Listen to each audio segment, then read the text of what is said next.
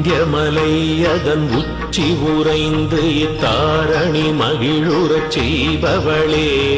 இந்திரன் நந்தியும் போற்றிடும் நந்தினி விஷ்ணுவின் சோதரியானவளே, சங்கரன் துணைவியே சகமெல்லாம் குடும்பமாய் கொண்டருள் செய்திடும் பகவதியே, ஜெயம் உனக்கே மகிஷாசுரன் வதம் புரி எழிற்குழல் சடையாள் மலை மகளே.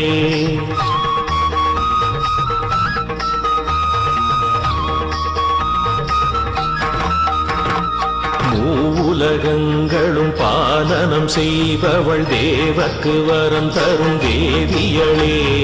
தானவர் கோபமடக்கினள் அசுரரின் ஆணவம் அதனை உடைத்தவளே, பரமனின்